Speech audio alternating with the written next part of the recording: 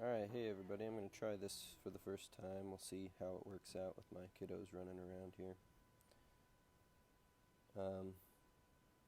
Some people wanted to see some examples of the fraction skills that we're working on this week, so I thought I would kind of walk us through those fraction skills here.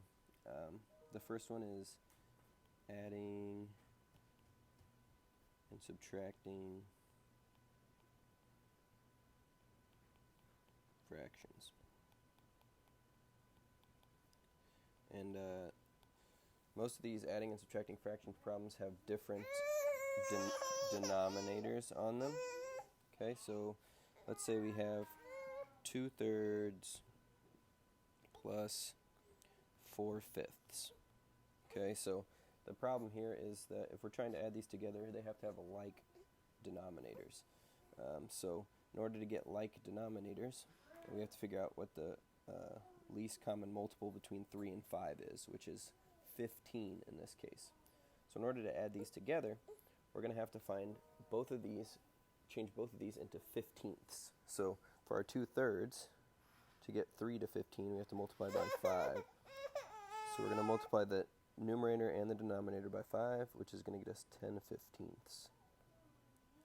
And for 4/5, we also have to make it into 15ths. So we're going to multiply it, the numerator and denominator, by 3. And so 4 times 3 is 12.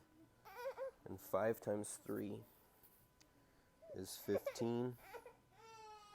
So when I add these together, I'm going to just add the numerators. So 10 and 12 get us 22/15ths. And it is perfectly okay to leave this as an improper fraction, but some of you don't like to do that, which is fine. So if you wanted to change this into a mixed number, you see how many times 15 fits into 22, and it's only one time. So this is equal to 1, and then I would subtract 15 from this numerator. 22 minus 15 is 7, so I would end up with 1 and 7/15ths as my answer.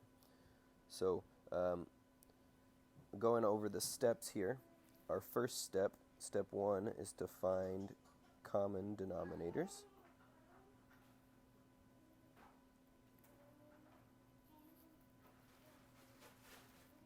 Okay, find common denominators. And then our second step would be to add the numerators.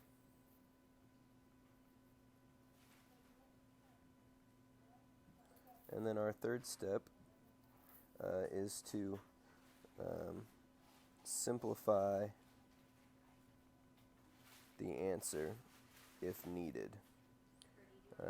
And it's okay to leave it as an improper fraction or a mixed number. Both of these answers are acceptable answers for us. Okay?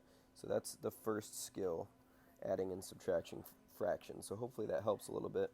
I don't want to make these videos too long, so I'm just going to do one example per video. Alright?